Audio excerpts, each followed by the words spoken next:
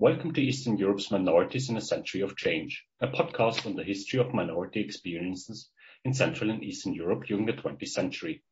This series is part of the Institute of Historical Research's centennial commemorations, Our Century, Looking Back, Thinking Forward, and has been organized by the study group. It was made possible through the help and support of the British Association of Slavonic and East European Studies and the Stanley Burton Center for Holocaust and Genocide Studies at the University of Leicester. The study group is a forum devoted to researching minorities in the national and regional histories of Central, Eastern and Southeastern Europe and promoting closer scholarly collaborations. For more information, please visit our website at studygroupforminorityhistory.com. I'm Jan Rybak, Early Career Fellow at the Birkbeck Institute for the Study of Antisemitism in London. And today I will be talking to Pieter Judson, Professor of 19th and 20th Century History at the European University Institute in Florence. We will be talking about nation, empire, and minorities in Central and Eastern Europe. Pieter is the author of, among other works, The Habsburg Empire, A New History, which first came out with Harvard University Press in 2016 and has since been translated into several European languages. Full disclosure, I had the enormous privilege to have Pieter as my PhD supervisor. Today, I'm delighted to have the chance to continue our conversation. So Pieter, welcome to the podcast. Can you start by telling us a little about yourself and how you became interested in this particular aspect of history? Thank you very much, Jan. It's a pleasure to be talking to you again. And I would say that, like many people, I came to this kind of history in not a very direct route. At the beginning of my career, I studied history, but really the history of Germany. And I had planned to become a German historian. When I was at university, this was the field this was the big field. It was the popular field. It was where all the cutting edge work was being done. This would be the 1980s. And my supervisor at Columbia University was István Deák, a really wonderful scholar and a very great man himself, who had a very strange career too, where he started as a journalist and ended up as a historian almost by accident. In any case, he said to me, everyone is studying Germany. Why don't you study the Habsburg Empire? Because if you do that, you can do really big topics. And if you study Germany, you will have to take a very small topic because everyone else is studying it. So I did that, and I was happy to do it because the Habsburg Empire, but also East Central Europe, what we used to call Eastern Europe, was a great interest to me anyway. But I would say not from the perspective of nationalism and national minorities, because in the 70s and 80s, what we were interested in then was economic history, social history.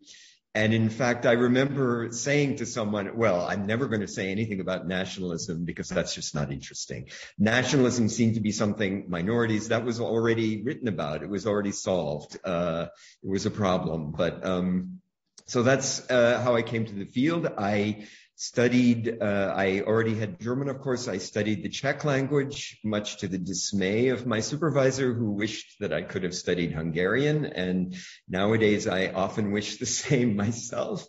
But again, if you were going to study economic and social history, Bohemia, the Czech and German regions there, that was the place to study. That was where the interesting things were being done. So I learned Czech.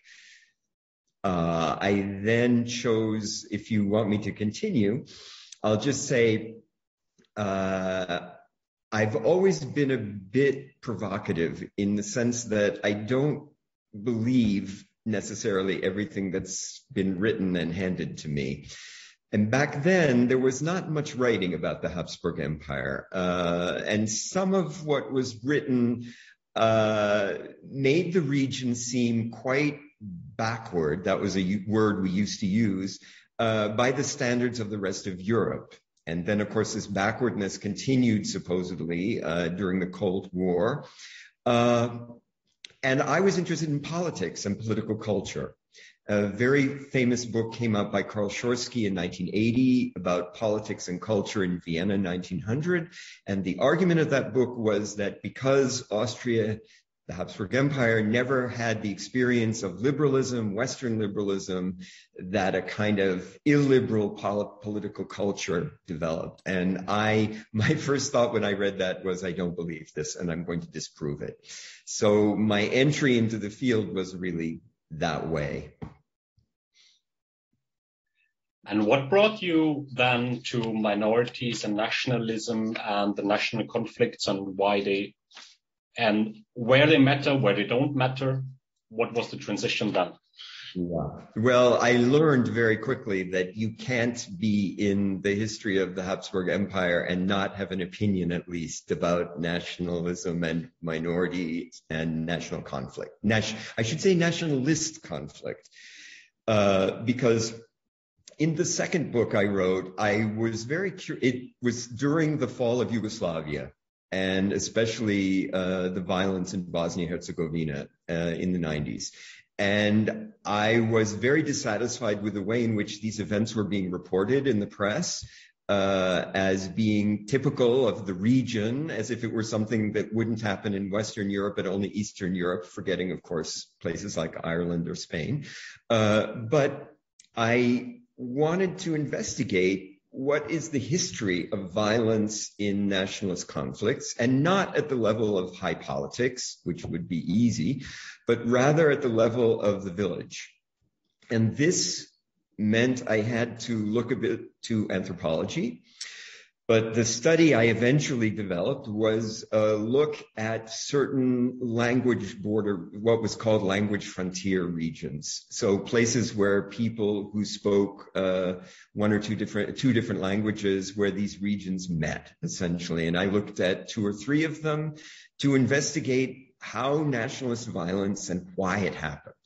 And I chose, I mean, it can go on, but I chose a single year in which several interesting incidents had occurred and looked at this year all over the region, and then I enlarged the study. And what I learned was that there was a big gap between what was reported in the newspapers, the nationalist newspapers, about violence, and what was reported by the police or the courts. What I also learned was that many incidents of violence, which were typical of Europe around 1900, had more to do with, say, drunkenness or social conflict, local social conflict, rather than with nationhood. And that very often local social conflicts were reinterpreted by the press and immediately expressed as nationalist conflict. And this led me to wonder, were the feelings among local people, and even the category local is a strange category, but this is how I asked the question, did they really feel nationalist? Did they really want to battle against their neighbors? And what produced all of this? And this led me to another discovery, which was that if you read the reports and accounts written by the nationalists, and I was mostly looking at German and Czech nationalists, but also German and Slovene, German and Italian, what I learned looking at their writings carefully was that they actually were quite frustrated. And they believed also that local people were not terribly nationalist, and this was a problem, and they needed to teach them to be nationalist. So the book I eventually produced was one that argued that most people actually weren't nationalists. Nationalist conflict was something that politicians talked about and newspapers talked about, but that when you actually got down to the local level, you found different phenomena, that people understood their world in different terms.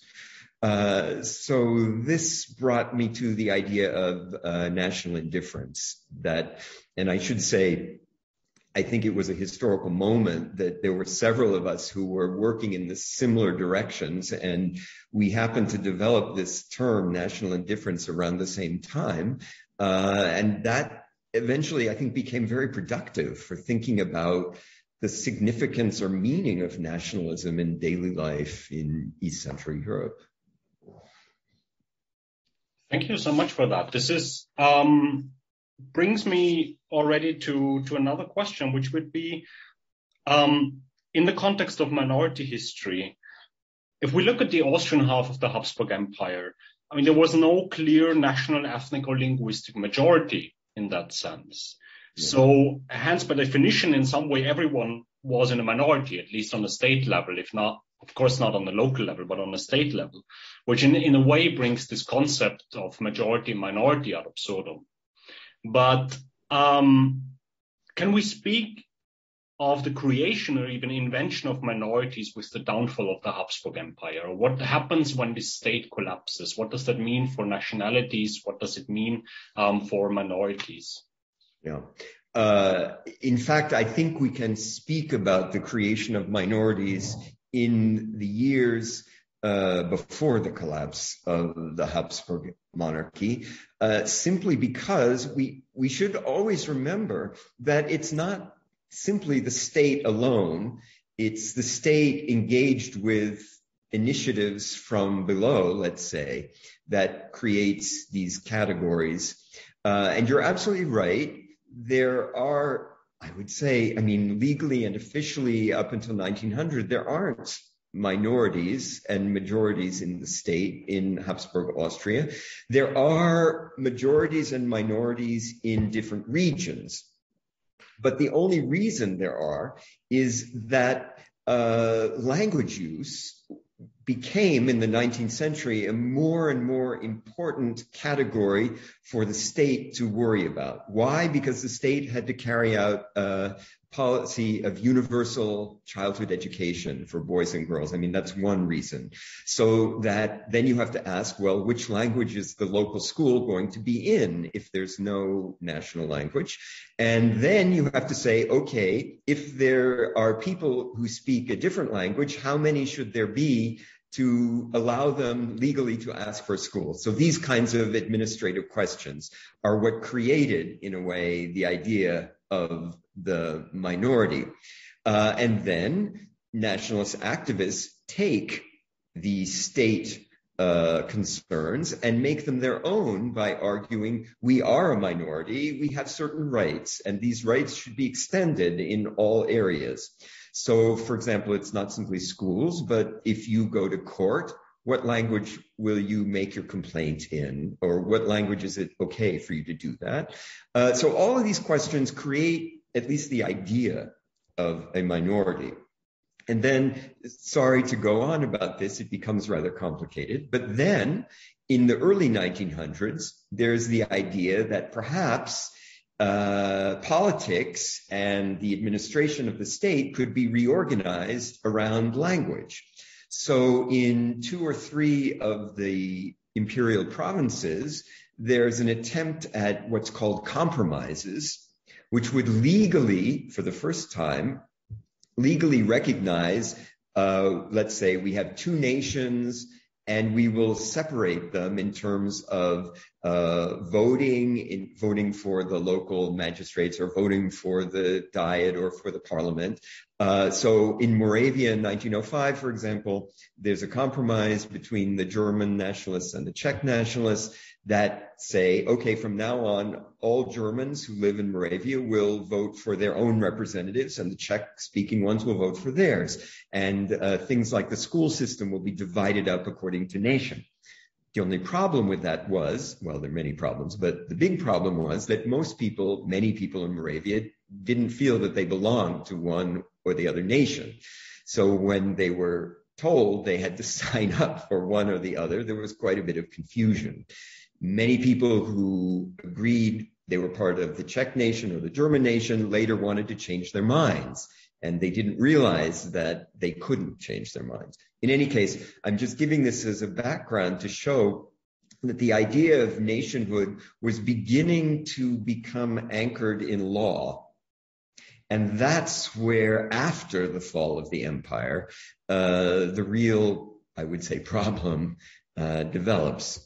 Because as you asked in your question, the states that replaced the Habsburg monarchy were organized self-consciously according to what they called national identity. So there's Poland, which is supposed to be Polish, Romania is Romanian, Yugoslavia is the South Slavs, Czechoslovakia is the Czechs and the Slovaks, which many people argue are one nation. If you organize a state according to that principle, then what are you going to do with the people in your society who speak a different language or don't identify with the nation? And of course, each of these states, in fact, was composed of many people who didn't see themselves as part of the majority nation.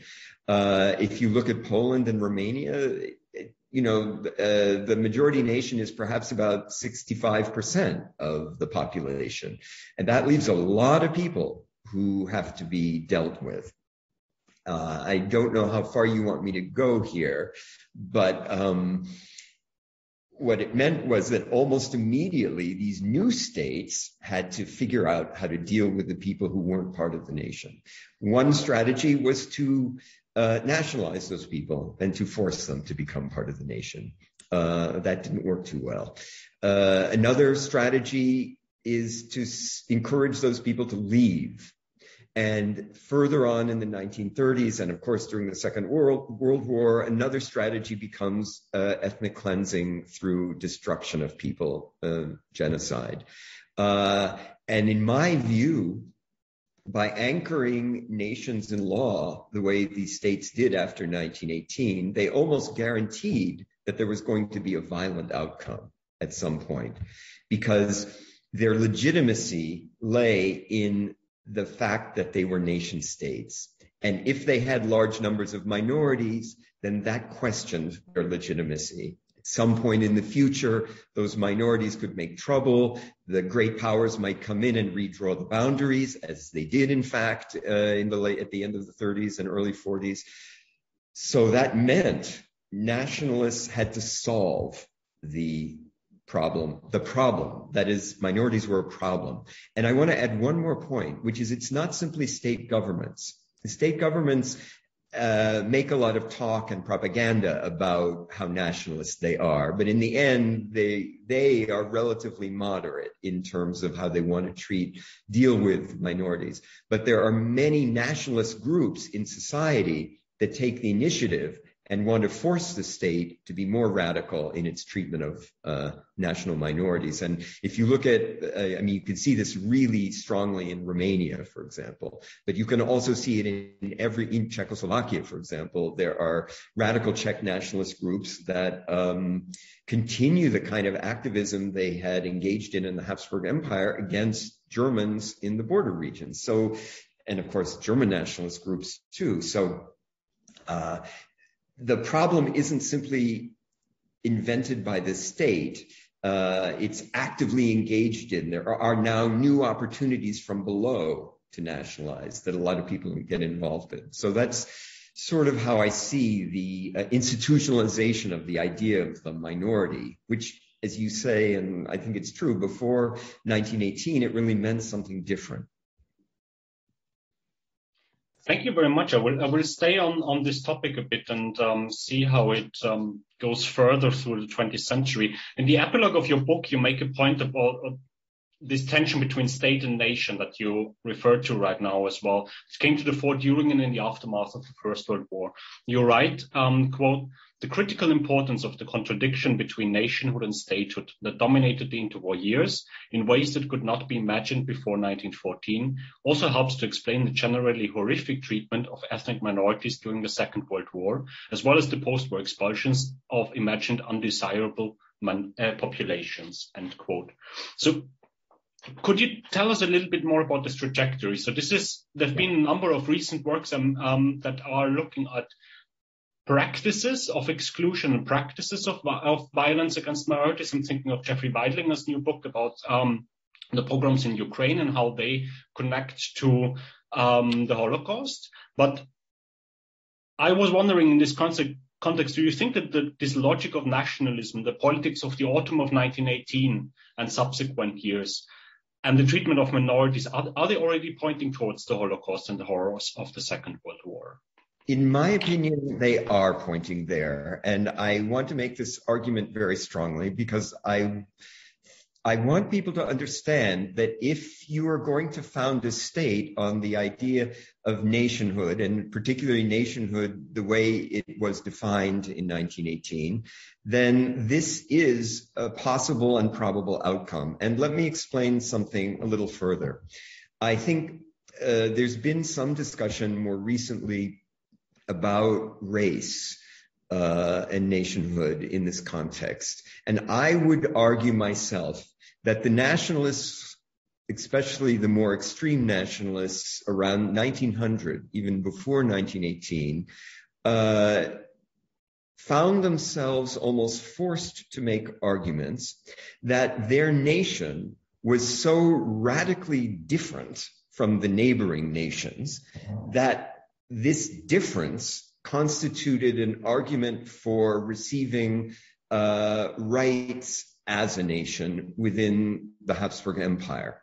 So in a way, the only way you can argue persuasively that you are due, say, a form of political autonomy within an empire, let's say, like the kinds of things Boris Kuzmany is talking about in his ERC project. The only way you can really make that argument persuasively is by convincing the state that your group really is a group in the first place, and secondly, that your group is somehow distinct, separate, unique, in fact, radically separate from the people who live next door.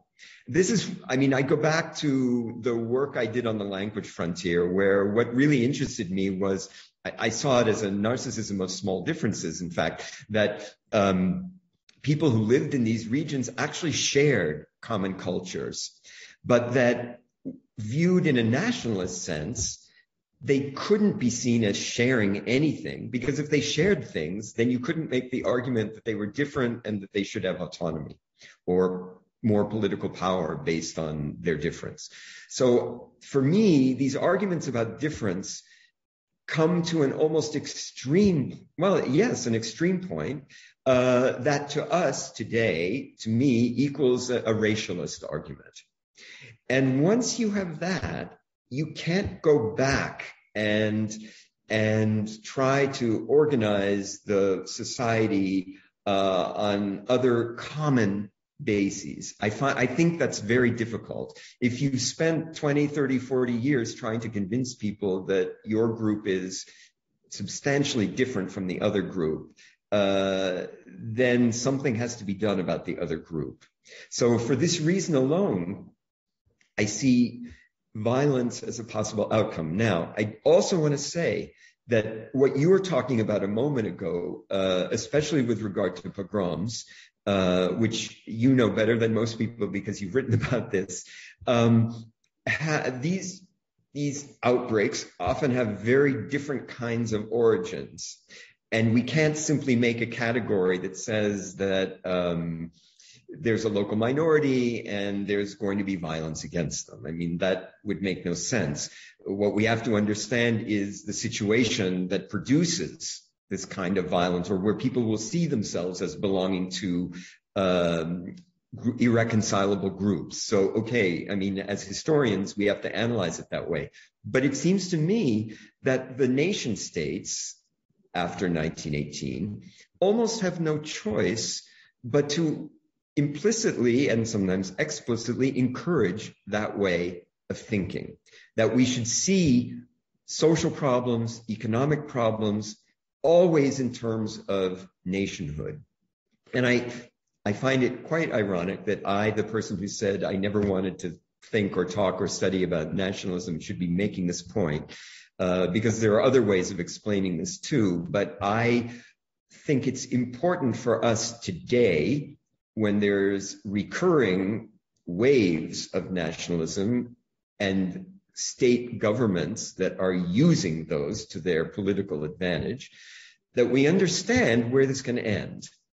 And that it's, I mean, I think we've had plenty of examples, you know, I mean, for my generation, I was born basically 10 years after the fall of Nazi Germany. So for me, the Holocaust and never again, you know, was always the slogan. And then we had the 90s, I mean, we had plenty of things, but I think for a lot of people to see the kind of violence that took place in the former Yugoslavia within Europe was a shock, and maybe a realization that never again was not a particularly effective slogan.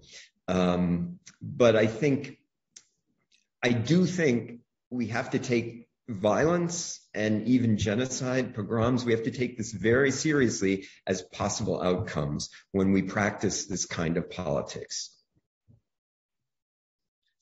Could you explain a bit on the attempts at the time to mitigate these threats and alternative proposals, very often being made by minorities or minority activists themselves, of a form of state that Poland or Czechoslovakia, that in itself is not being questioned, but alternative proposals of that being a state of many nations, a multinational state where there wouldn't be this form of violent conflicts or violent oppression. And on the one side and on the other side, the minority treaties that were imposed, arguably, or actors at the time argued as a means to prevent to square the circle of a nation state or state based on nation and the existence of large minorities in those states. And why did these concepts and why these instruments did not work, or what is your take on that? You've got a couple questions here, so please remind me if I don't answer part of them, especially the first part, because I'm going to start with the minority treaties. And I am not so much an expert on the 20s as I am on the empire, but I will say there's a lot of really interesting historical work being done right now precisely on this question. And some people have argued, Natasha Wheatley, for example, that the minority treaties essentially are an attempt to continue what some of what the Habsburg state tried to accomplish in terms of managing issues in Habsburg Central Europe.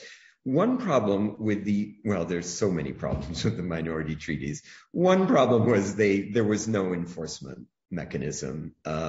Groups could bring complaints to the League of Nations, but there had to be another state that would bring the complaint, for example, and that's only one small thing. There was no guarantee that these states would actually carry them out. And what's interesting is there was so much local opposition, for example, in Romania, to signing the Minority Rights Treaty. But I don't think people should have worried, because once they were signed, it had no effect. But a bigger problem is, and this I've struggled with for all of my career, that it was imagined, I mean, if you think of the logic underlying the Minority Rights Treaties, who actually had to sign them and who didn't? They were imposed. They were imposed by some countries on other countries. The countries that imposed them implied, and in one case explicitly said, that they didn't have a minority problem. And so it was a problem of Eastern Europe. It was not a problem of Western Europe.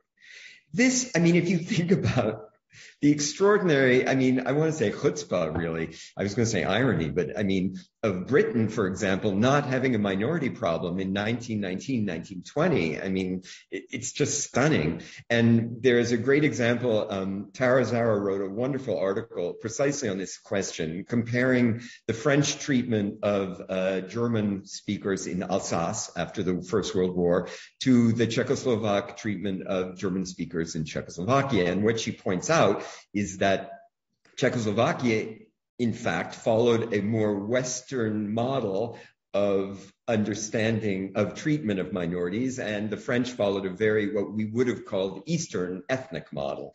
So to confuse the issue, the French delegate in this article, she has a great example where I think it's a Lithuanian delegate to the League of Nations asks why every country doesn't have to sign a minority rights treaty. And the French delegate says something like, well, would that be possible? France has no minorities. And this is a presumption that completely undermined the effectiveness of the whole regime, just to start with. I mean, you can't. And what drives me crazy about this is that today we still see questions of minorities, of ethnic minorities, as being a particularly Eastern problem.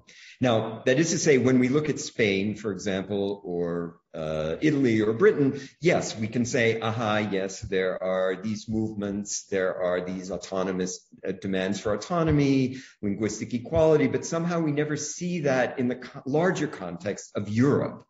If we say, where's the problem of ethnicity, it's always the East.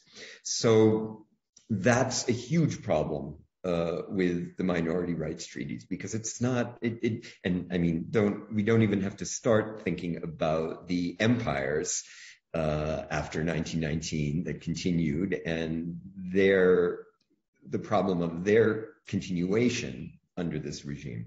Okay, so that's one question. The other question you asked had to do with alternative proposals. And I think though there were many, and many could have been quite effective, I think. After all, even in a place like Poland, where I'm not an expert, still, there was quite a debate about what would the post-1918 Poland look like? Would it be a small Poland of Polish Catholic nationals, I should say, or would it be a large Poland with many people who spoke different languages and practiced different religions, but who saw themselves as Polish, loyal to the Polish state, kind of like Austria? But and the decision, of course, because nation states, the idea of the nation state was what won out, was for the small idea of Poland. And the same thing is true, I think, for most of the successor states. Beneš, at one point during the war, even, this is a famous, crazy quotation, or it's right after the war, where he says Czechoslovakia will be sort of a Switzerland. Of course, it wasn't.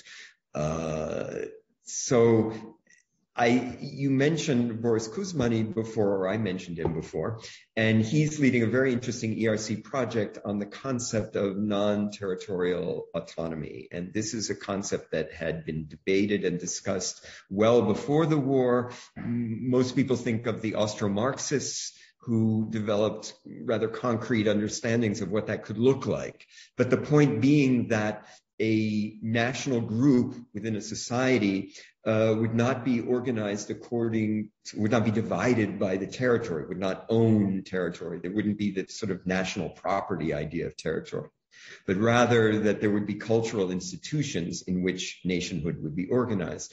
I don't think that's so unrealistic, but once the decision was taken, these sort of abide by these Wilsonian ideas of nationhood. And it's not just Wilson. I mean, Lenin's idea, or proclaimed idea at this historical moment, also meant that Europe was going to have to be divided up into nation states that we got. Many people made many proposals during the interwar period, and some of them, I don't think they threatened the integrity of the states, but the states saw these proposals as threatening to their legitimacy and integrity. Many states were worried that because the treaties in Paris had divided up Europe so radically, it wouldn't be difficult to have another peace conference or set of treaties that would divide up Europe again if it hadn't worked. So they were all dead set on proving their legitimacy and in national terms. So I think that's partly why none of these other options ever came to fruition. After World War II, ironically, with the expulsions and the movements of populations, I mean, going back to 1923, sorry to interrupt with that, but going back to 1923 and the idea of the Treaty of Lausanne, where the Ottoman Empire, or the new Turkey, and Greece exchanged populations. And it's such a nice term, exchange. And what did they actually exchange? Turkey was supposed to send its Christian Orthodox population to Greece, and Greece was supposed to send its Muslim population to Turkey. Not necessarily people who thought they were Turkish or Greek, but people who practiced the religion. It uprooted hundreds of thousands, millions of people. The language of exchange is a language that makes it sound nice and normal, but in fact, it destroyed people's lives. But this principle somehow also is true after World War II, where it was allowed because people felt, the leaders thought, that nationalism had created too many problems in the interwar period. So the solution was to move people. And that became legitimized. And if we look, to just take it closer to the present, if we look at the Dayton Accords that sort of settled or managed Bosnia, we see the same thing. That the powers believed that the most effective way of stabilizing the situation in Bosnia was to divide it up according to nationhood. And of course, that's produced is a Bosnia that can no longer be unified, or someday I hope it can be, but it will be with superhuman efforts because it's legitimized this national principle. It's possible, I'm not saying that, it's quite possible that the Dayton Accords were the only way to stop the violence. I can't express an expert opinion about that, but I do think it was a sad outcome for that situation. When we look at how the successor states of the Habsburg Empire worked or related to minorities, or what the standing of minorities in them were, could you speak a bit to the continuity of empire? You describe many of those successor states as small empires themselves, but there are marked differences, like the situation of minorities or nationalities in general in Czechoslovakia, for example, and the situation in Poland, just to take two examples. Can you talk about long-term trajectories? Like, what are those? How can we explain those differences? What are they taking from the Habsburg Empire? Are they maybe taking a Cisleithanian model and a Hungarian model in how they are treating minorities? How can we explain these differences? Yeah. So first of all, I'll say that just generally, the continuities in forms of administration, in institutions, and even in personnel from the Habsburg Empire to the successor states is much greater than I think most historians recognized up until about 5 or 10 years ago. And there's a spectacular ERC project led by Gabor Egri, the Nepostrans project, that I think has really produced excellent history that shows how this worked. And you are correct that the continuities are different continuities in each of these successor states. But I'll start by saying one other point, which is every one of these successor states, in terms of rhetoric, discourse, propaganda, had to distance itself from the empire in order to found its legitimacy. So for every one of these states was founded on the idea that it wasn't the Habsburg Empire. And then they took over all of these forms anyway, which isn't surprising because the people who built these new states were often people who had had very important positions within the Habsburg Empire. If you think of the people who founded Czechoslovakia, they were all very important parliamentarians from the Habsburg Empire. They were also people who had had enormous success in building what I would call a kind of Czech national bureaucracy within Bohemia. So they weren't going to destroy those things. They were going to keep them going, obviously. So in that sense, there's also continuity. I would say, as a general rule, that the successor states took over a lot of administrative and bureaucratic protocols, but then realized them in a context of a nation state rather than a multinational empire. So that, for example, in some of the successor states, in order to have any political rights or political representation, minorities had to reach a certain numerical threshold. So in Czechoslovakia, I believed in a district or a province, they had to constitute 20%. And then they had the rights to certain things like schools in their language. It's different, obviously, in different successor states. And also, I would say, and there's been a lot of interesting work on this by people like Rock Stergar. We also can see quite clearly that in the first year, the first months of the transformation, there's a much more radical attempt to just change everything. And that attempt fails, and almost immediately the states have to be more moderate in terms of who they keep on as bureaucrats, what structures they keep on. Of course, rhetorically, they still have to reject everything imperial. Now, each of these states, to me, is an empire because it behaves like an empire. It engages in imperial practices.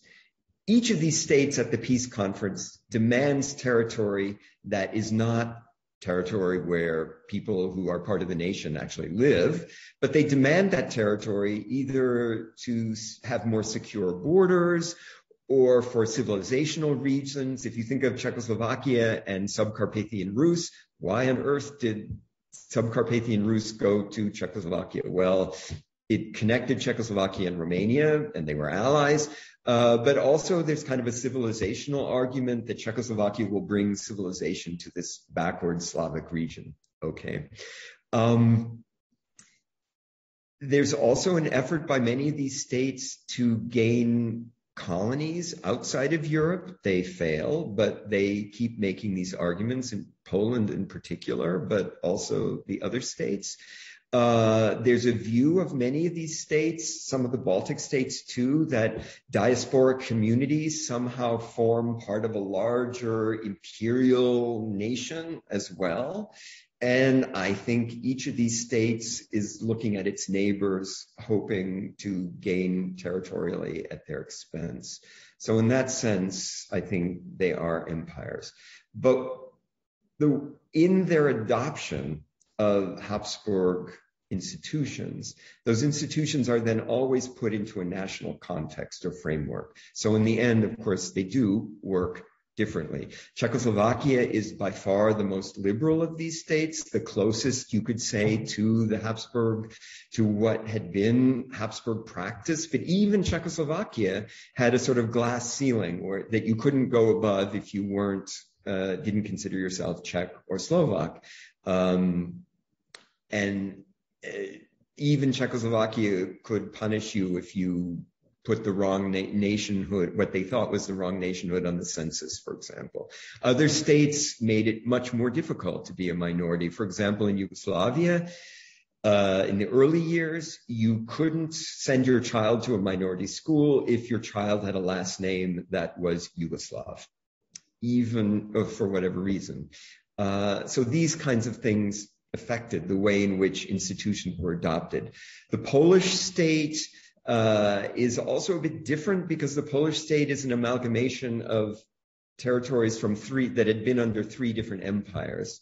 So while Galician, Austrian Poles, who had a lot of experience in administrative, technical, ruling positions, were quite influential, I would say that the institutions of Galicia were not necessarily carried over into the new Poland. And I think you would know that probably much better than I. And also, just to add to something you've worked on, the idea of Jewish nationhood becomes much more important and much more central after 1918, because if you have to gain rights by arguing that you are a nation, then Jewish nationhood becomes important. And that's also important, for example, with Roma claims, even today, that there has to be a Roma nation in order for the legitimacy of claims to be made. So I'm not sure I've answered the question, but okay. Thank you. I'll stay with this last point, actually. So there's a strong narrative that minorities in the Habsburg Empire, especially the Jews, were the most loyal groups in society, that they stood by the state and the emperor until the very end, that they mourned the collapse of the state and later longed for this distant, supposedly better past. How can we explain this phenomenon, as to the extent that it was true, as well as this very persistent special form of memory of the minority, especially the Jewish experience in the Habsburg Empire? Wow. Okay. I mean, there's a lot of simple explanations, but I'd rather not engage in those. I think, we have to be careful about nostalgia. And I think especially when talking about empire, and people have certainly accused me of enabling certain kinds of imperial nostalgia by writing the way I do about the empire. I think that to the extent that Jews saw themselves as not part of the nation, and of course after the First World War, that became a much more immediate issue. Could they be part of the nation or not? For example, Hungarian Jews, many of whom saw themselves as Hungarians and wanted this before the war, after the war, and as a result of the experience of terrible violence at the end of the war and in the year following the war, and their own rejection by the new Hungarian state, had to make claims based on Jews as a nation, claims that they would not have wanted to make beforehand. So I think not having a state, in a way, made it all the more important to make arguments as a nation, or to try to successfully. But the nostalgia issue is a bigger one. I mean, the world of the 20s and 30s even is a little bit a part of this nostalgia too, although the empire is much more the object of nostalgia. But if you think of all the works on Czernowitz, for example, even the 20s and 30s are viewed as sort of a golden time, which they shouldn't be. They were a terrible time, especially for Jews. I think that the emancipation of the Jews is a myth that remains powerful and is a Habsburg myth, even though those of us who study this know quite well that the emancipation didn't quite happen in the sort of progressive, nice way that we like to remember it, but the idea that in the 1780s already, Joseph II was saying that Jews ought to serve in the Austrian military, and that if they rose to ranks above Christians, that they ought to be able to give orders to Christians. And this was, as you know, like one of the arguments against having Jews serve in the military successfully. So I think all of this becomes material for a kind of nostalgia that imagines a world of emancipation, equality, possibility, options, which are all then foreclosed in the 20s and 30s. And then, of course, then people have to leave and there's genocide. I'm sorry, I'm putting this rather simplistically, but it doesn't surprise me that there's nostalgia. But I think we also have to remember, there's plenty of anti-Semitism in the Habsburg monarchy. There's still a statue of Karl Lueger in a very prominent place in Vienna, even though it has graffiti all over it now that says Schande, as it should. And that anti-Semitism, as you've written, but it's quite clear from the work of many people, that the state didn't always protect Jews from anti-Semitism, the state at different levels. The state is also opportunistic. So I think the nostalgia, I understand the phenomenon, but I think we have to look at it too critically as historians. So your work, together with that of many others, is part of a broader reevaluation of the history of the Habsburg Empire, in which the idea of a prison of peoples that was destined to collapse is fundamentally challenged. And like in the recent decades, the study of the Habsburg Empire has become one of the most dynamic fields and the most interesting fields internationally. Maybe in a way that the study of Germany was in when you started your research. So maybe you already mentioned quite a lot so far during this podcast, but how do you see the state of the field today? And where do you think it is heading? Or in a different way, what new directions, which new questions, which new revisions should young researchers be looking at? What should be on their agenda? Well, first of all, I think young researchers should tell us what should be on the agenda and then hopefully begin to carry it out. I'm not sure I have those answers, but I can tell you the exciting thing about this field is, and I think the reason the field has become more prominent, because when I started, there was no one in the field, is that it was clear around the year 2000, maybe a few years before that, that the field offered all kinds of opportunities for doing really transnational work. And the transnational turn in the historical profession was a really great thing for this field. So there's no question of that. And fantastic studies also in environmental history, in many, and history of sciences, of course, too. This is a transnational field by definition. So that's one thing. Where the field is going, or where it ought to go. So my own interest lies in trying to understand Habsburg history now in a more global context. What's interesting about one thing that's interesting about the Habsburg Empire is that we call it an empire, but if we define empire as a place that has extra-European colonies, it doesn't really work. Of course, that isn't the only possible definition of empire. And nowadays, I think every state's an empire, so I'm not so happy with that. But I would say what I think we need and what we're beginning to get are globally oriented studies of the Habsburg Empire. Now, what do I mean by that? I mean, even if the state makes a conscious choice, actually, the state, not to pursue extra-European colonies in the 1870s in particular. It's a really crucial moment. It's 1860s and 1870s because the Habsburg state has, let's say, other things to worry about in those years. That doesn't mean that Austro-Hungarian society isn't heavily involved in all kinds of imperial ventures.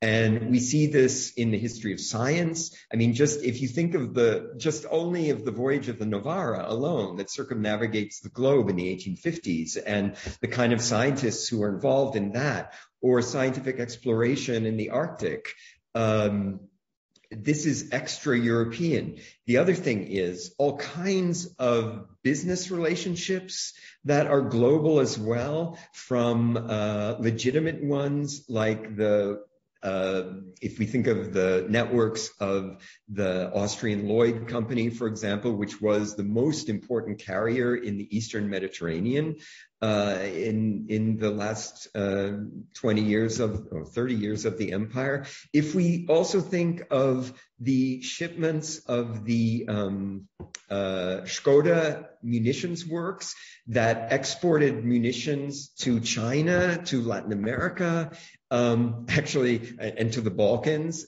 some would argue to the detriment of the preparedness of the Austrian military in 1914. But anyway, if we think of what I and several others are calling a new form of informal empire, then Austria-Hungary is quite present in the globe. And my personal interest is to pursue this. I haven't also mentioned the other aspects, which are migration. We think of the millions of Austro-Hungarians who migrate in the second half of the 19th century to other parts of the world. And then what's often forgot is the hundreds of thousands who come back and what they bring. A complete awareness of the world that's quite different from what they left, and new connections. I think this needs to be explored. I mean, also you can see it in religion. You can see it with missionaries.